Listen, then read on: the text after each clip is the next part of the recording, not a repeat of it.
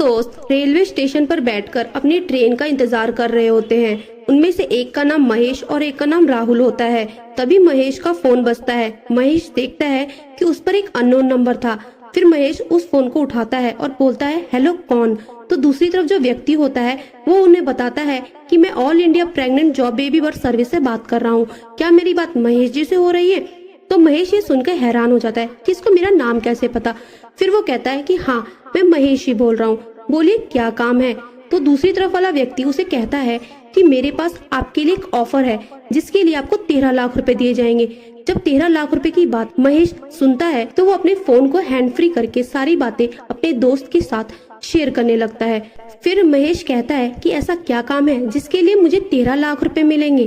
तब दूसरी तरफ वाला व्यक्ति उन्हें बताता है कि ज्यादा कुछ नहीं, आपको एक महिला को प्रेग्नेंट करना होगा। ये वाली बात सुन के महेश और उसके दोस्त को थोड़ा सा अटपटा लगता है, क्योंकि इस तरह की जॉब सर्विस के बारे में उन्होंने कभी नहीं सुना था। तब महेश उस व्यक्ति से पूछता है कि इस तरह की भी कोई जॉब होती है? तब वो बोलता है, हाँ जी, इस तरह की भी जॉब होती है, क्योंकि आजकल की भागदौड़ भरी जिंदगी में लोगों के पास पैसा तो है पर शारीरिक ताकत नहीं बची है, जिसके लिए लोग बच्चा पैदा करवाने के लिए लाखों रुपया देते हैं। इसीलिए हमारी कंपनी इस तरह की सर्विस उन महिलाओं को देती है और आप जैसे लोगों को इसके थ्रू जॉब देती है। क्या आप भी ये जॉब करना चाहेंगे? तो महेश और उसका दोस्त सोचता है कि देखते हैं हाँ करके कि क्या होता है क्या नहीं होता। तो वो पूछते हैं, ठीक है मैं करना चाहूंगा, मुझे इसके लिए क्या करना होगा? तो वो पूरा प्रोसेस उन्हें विस्तार से बताता है कि पहले आपको एक रजिस्ट्रेशन करवाना होगा जिसके लिए आपको 799 रुपए पे करने होंगे। जब आप एक बार हमारी कंपनी में रजिस्ट्रेशन करवा लेंगे उसके बाद आपको 20 से 25 महिलाओं के फोटो भेजे जाएंगे। आप उन फोटो में से किसी एक महिला का चयन करेंगे। जब आप उस महिला का चयन कर लेंगे तो उसके बाद आगे प्रोसेस बढ़ाया जाएगा। तो क्या आप इसमें भाग लेना चाहेंगे? तब महेश कहता है, ठीक है मैं इसमें भाग लेना चाहूंगा और मैं ये जॉब करना चाहता हूँ, बताइए मुझे क्या करना होगा, किस तरह से पेमेंट करनी होगी। दूसरी तरफ जो व्यक्ति होता है वो उसे एक नंबर भेजता है और उस पर 799 रुपए पेमेंट करने को कहता है जिससे कि उसका रजिस्ट्रेशन हो जाए। तो महेश 799 रुपए की पेमेंट कर देता है और अपना रजिस्ट्रेशन करवा लेता है। लेकिन फिर वो दोनों दोस्त आपस में बैठ के बात करते हैं तो उन्हें समझ में आता है कि एक तरह का फ्रॉड है। फिर वो इससे पीछे हट जाते हैं। वो दोनों तो पीछे हट जाते हैं, लेकिन जो दूसरी तरफ वाले व्यक्ति है उसने आज तक लगभग 11,000 लोगों को इसमें फंसाया है। तो आखिर क्या है पूरी घटना, क्या है ये पूरी कहानी? तो चलिए जानते हैं आज इस कहानी में विस्तार से। आज की सच्ची घटना है बिहार की। बिहार का एक जिला पड़ता है नवादा। नवादा का एक थाना पड़ता है मुफसिल। मुफसिल में एक गांव पड़ता है गुरमा। गुरमा गांव का एक लड़का जिसकी उम्र 25 साल होती है, लगभग आज से 7 वर्ष पूर्व, जिसका नाम मुन्ना उर्फ दीपक होता है, वो काम करने के लिए मुंबई जाता है। मुंबई में कुछ दिन काम करने के बाद वो राजस्थान जाता है। राजस्थान के मेवाड़ जिले में जाकर के वो कुछ दिन रहता है। वहाँ पर उसका संबंध कुछ ऐसे लोगों से जुड़ता है जो कि इलीगल काम किया करते थे। उनके साथ रहने के बाद वो भी इलीगल गतिविधियों में लिप्त हो जाता है।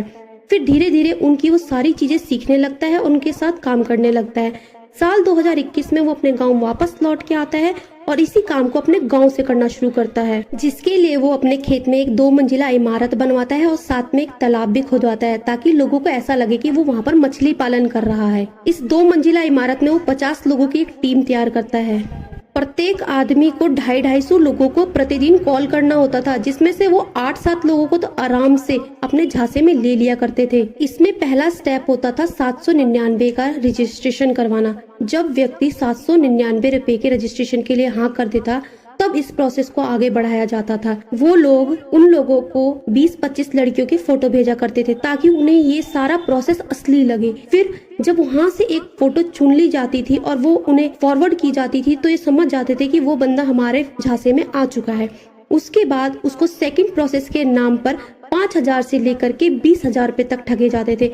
ये पैसे इस चीज पर निर्भर होते थे कि वो महिला कितनी सुंदर है, कितनी अच्छी दिखती है। जब 5,000 रुपए से 20,000 रुपए तक उनको सेकंड स्टेप के नाम पे ले लिए जाते थे, तब उसके बाद उनको तीसरे स्टेप में एक टेस्ट करवाने के लिए कहा जाता था, सीमन टेस्ट, ताकि ये पता चल सके कि आप जिस बच्चे को पैदा करेंगे उसमें क्या गुण होंगे, क्या अवगुण होंगे, वो आपके अंदर कितनी क्षमताएं हैं। इस चीज का पता करने के लिए वो सीमन टेस्ट का बहाना लेते थे।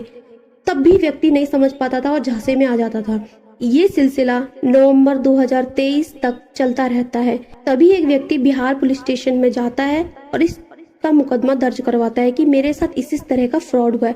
तब जाकर के कहीं पुलिस को पता चलता है कि इस तरह का भी फ्रॉड हो रहा है। क्योंकि ये इस तरह का फ्रॉड है कि आप किसी को बताओ तो आपको एक बारी को शर्म आए, क्योंकि हम एक ऐसी सोसाइटी में रहते हैं जहाँ पर इस तरह की बातें पब्लिकली नहीं की जाती कि हमारे साथ इस तरह का कोई फ्रॉड हुआ है जिसमें हमें किसी को प्रेग्नेंट करने के लिए कहा जाता था। एक शर्म की बात लगती है सुनने में भी और बोलने में भी, इसलिए कई व्यक्तियों ने समाज में इस चीज का जिक्र नहीं किया और इस तरह का फ्रॉड वो लोग करते रहे। जब ये व्यक्ति पुलिस स्टेशन में अपना केस दर्ज करवाता है तब पुलिस इस चीज की जाँच करती है कि ऐसा कौन कर रहा है और कब से हो रहा है। जब उस नंबर की जांच की जाती है तो वो नंबर यूपी का निकलता है।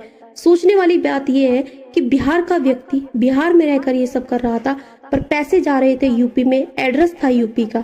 फिर पुलिस इसकी और गहनता से जांच करती है और फिर पता चलता है इस तरह से एक मुन्ना उर्फ दीपक नाम का व्यक्ति है जो बिहार के नवादा जिले का है और गुमराह नाम के गाँव में रहता है और वो इस तरह से ठगी कर रहा है। तब पुलिस मौका वारदात पे पहुंचती है तो वहां पर 20 से 25 व्यक्ति इसी कार्य में लिप्त होते हैं, लोगों को कॉल करना और उन्हें फंसाने के। फिर उसके बाद पुलिस को देखकर भागदौड़ मचती है और आधे से ज्यादा व्यक्ति भागने में सफल हो जाते हैं। पुलिस केवल 8 व्यक्ति को ही गिरफ्तार कर पाती है। सोनू कुमार जिसकी उम्र 20 साल है, राजेश कुमार जिसकी उम्र 32 साल है, प्रभात कुमार जिसकी उम्र 30 साल है, गोपाल दास जिसकी उम्र 22 साल है, अनिल कुमार जिसकी उम्र 24 साल है, शंकर कुमार जिसकी उम्र 24 साल है, कविंद्र कुमार जिसकी उम्र 42 साल है, लक्ष्मण कुमार जिसकी उम्र 19 साल है। चौंकाने वाली बात यह है कि ये सभी के सभी या तो 8वीं पास या तो 10वीं पास या तो 12वीं पास थे, या फिर इनमें से बहुत सारे ऐसे थे जो कि अनपढ़ भी थे। अनपढ़ या कम पढ़े लिखों का ये ग्रोह पढ़े लिखे लोगों के साथ इतना बड़ा फ्रॉड कर रहा था। इन लोगों ने लगभग 2 साल के अंदर 2 करोड़ रुपए से अधिक का फ्रॉड किया।